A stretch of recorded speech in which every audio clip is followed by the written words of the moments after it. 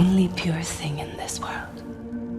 The fire came from the mountain, burnt our forest. Tara Hitchcock, I've been fortunate enough to talk to you on the last two. I'm based in Arizona, work with Harkins Theaters, the largest independently owned theater chain in the U.S. Good. Where I've seen all of my Avatar films. Congratulations. Right. Well, it's all about the theaters, isn't it? We make these films for the theater.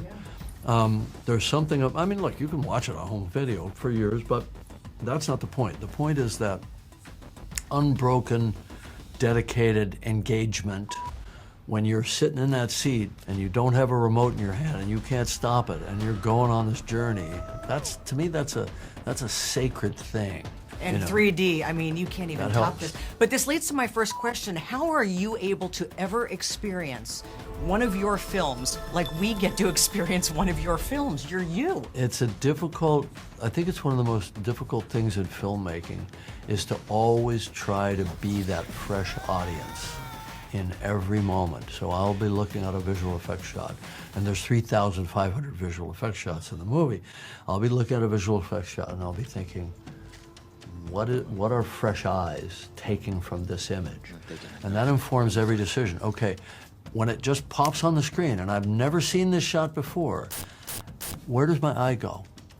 Do we light it? Do we use selective focus? Do we do something to get the eye to go where we want it to go and follow the action?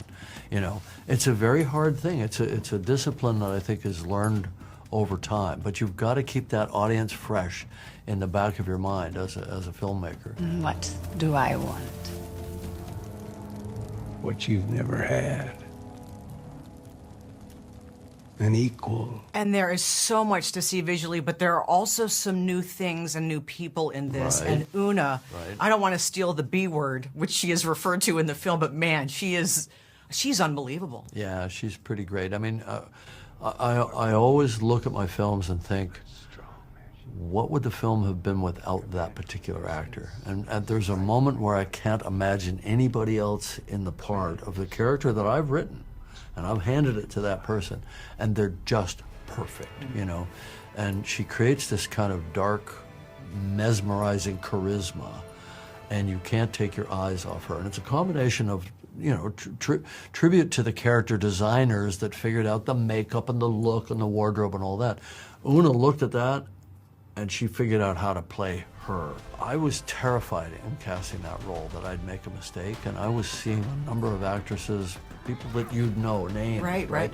And I didn't know Una from anywhere. I hadn't even seen any of her stuff. And she just came in and there was something about her grasp of the character. Now, she has a lot of networking connections in the indigenous communities in the Amazon, in Peru, and Ecuador, and so on. And she actually brought people to us to help us, and had people who were shamans hold space, do ceremony, do things like that so that we could learn from it. She also created a lot. The fire dance that she does with her bugang turning thing, she made all that up. You know, I'd love to say we hired the best choreographer. No, she just did it herself. Well, at least you're giving her credit. You know, obviously this is so much about family. You've talked about your family being the inspiration for a lot of this.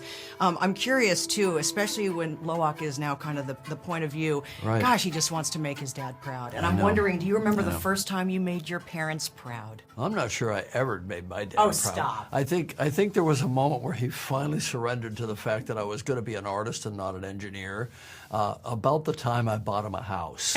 Okay. So it took cash. No, well, I wasn't handing him cash for approval, but you know, I think he thought, well, maybe this directing thing could work out, be something, you know. I have to quickly, I know they wrap me, I want to bring up John Landau. He meant so much to you, obviously, but also to us. He was so great on these junkets. I mean, he checked us in, I think. Yeah. It's about grief. You were dealing with that as well while making this, and I it's know. a How about that? Yeah. Right? How about that? You know, and so here we are making a film about grief and loss and how people process that and how they heal and get through it. And we all had to heal and get through losing John in the middle of the damn film.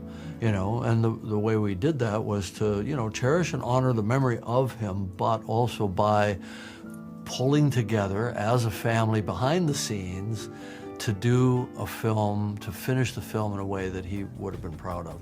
And the thing that I missed was every time I'd cut a scene, finish cutting a scene, really happy with it, I had to have somebody to show it to.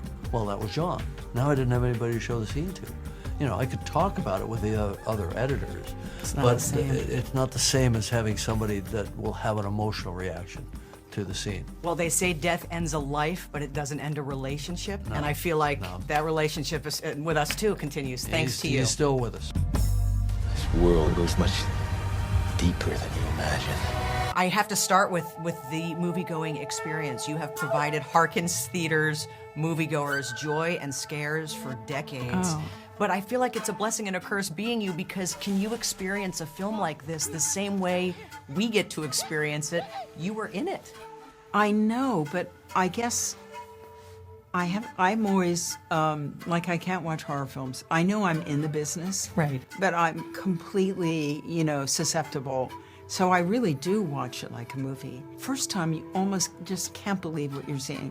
That he has topped himself, Jim Cameron, with the most incredible visceral action, the biggest adventure, so much real conflict and some very timely themes. It was such a full experience. It's like a 5-course meal. That's a great way to, five-course meal for sure. And yet I honestly, both times I haven't gone, this is going on for so long. Right. If anything, when it ends, you're like, really? I have to go back into the world now? Yeah, if we see Sigourney Weaver looking at her watch while she's watching this, that's not a good sign. I know. You would never remember this. I was fortunate enough to interview you for the first one. I didn't get a chance to do that on the second one, but James was raving about the fact that someone of your stature found her inner 14-year-old for this character of Kiri. Was that tough? I feel like you kind of exude that childlike charm anyway, but was it tough finding and channeling that? Only someone as crazy as Jim would even think of doing this. It's so daring, and yet I think it does demonstrate what a gift the technology is for all actors. But I was a very miserable 14-year-old.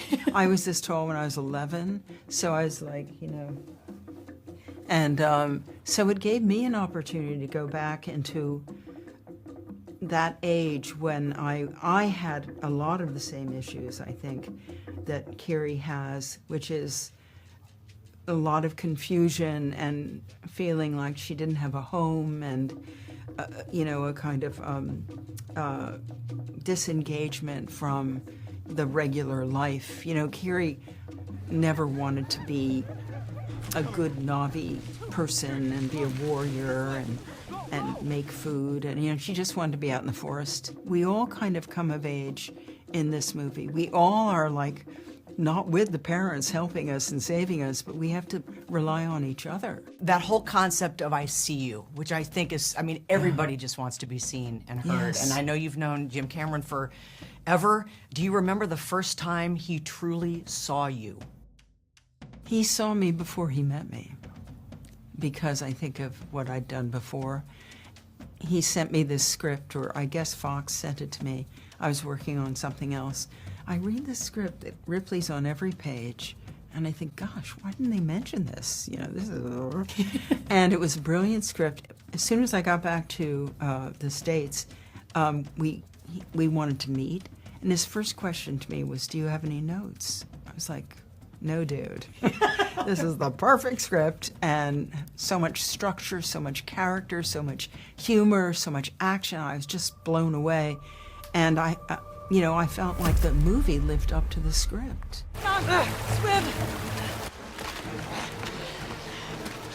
Nothing. James says this is not a movie, it's an experience. Yeah. But I'm curious, when you're you, how do you experience this film like we get to experience it when you see it for the first time on a big screen? It's the second time. The first time, it's almost impossible to take in. Last night was the second time I saw it, and I really could watch the film and admire the artistry, the excellence of the performance, and in every other aspect of the film. So it worked really well for me last night. I was not being critical, just digging it and feeling the audience around us. That was a huge part of it, just feeling that energy from the audience, which never dissipated during the entire, 3+ hours. Real quick, are you able to see kind of the comedic moments that we all appreciated? Well, I thanks to see it Corage? now because I'm hearing it. I had seriously, when I was doing it, I was not attempting to do one line sort of funny. I had no idea that I had that Corage had a slightly, comic strain to him. Should take it on the road in the next one. Take that act on the road. Una, for you, talk about just a scene stealer. You were just, I don't want to steal the B word out of the film, but man, you were brutal in this and phenomenal. Thank you. I do try and steal all the scenes that I'm with him in. It's thrilling and it's good and it's beautiful and it is really funny, and I love it because Jack and you are the comic relief. Like, and it's like, oh yeah, Monkey Spider boy. and Quaritch, like father, like son, just being funny. And Sam, as a veteran, does anything cease to amaze you when you sit back and watch this thing in a theater? No, I love watching it. I love watching the audience watching it, and then I just want to get back and do more. Yeah. Which we hope you do. Obviously, you're a dad in real life, you're a dad in this, and there's part of that storyline where Loak, he just wants his dad to be proud. Same thing in The Way of Water. Do you remember the first time you made your parents proud? Still trying. Nah, you've done it. Or My dad's been annoyingly proud of me my entire life. Like, it's like, oh my God, she just sat down. So I live with that. that's awesome. Do you remember the first time? Sure. I was playing Little League Baseball. I was playing second base, and a guy came sliding into second, and I tagged him out. It was a hard slide. And my dad was watching, and after he said, "You remind me of Bobby Richardson, who was the second baseman for the New York Yankees at the time. Remind me of Bobby Richardson, small and tough." And that was like the nicest thing that I'd ever heard. What a compliment. Yeah, it was a really great. Well, this is like 60+ years ago, and I remember it. So you were like 40. Yeah. So yeah, That's but great. that's the one I remember. You mentioned your father, obviously your grandfather, Charlie Chaplin. He was all about expression and movement, and you are both in this. What's harder, expression or movement? I think they're the same thing. It's like, I don't know. One of the things that I think about is that truth has no size. You just have to embody like as much as if it's true, then it can be big or small. It doesn't matter. So it's just getting to the heart of it, and it's great because when you're working with genius upon genius, then it's just easy to drop into that frequency. I know they just wrapped me. James has talked about he kind of measures success also if he can still cry, if he can still get emotional. Do you all still get emotional Yeah. with these films? Is there something that stands out without giving too much away? I teared up in the first shot of the movie. This time, which has never happened to me, before. The Tree of Souls, when with the community, it was I want that. I want that in my life. Your goddess has no dominion here.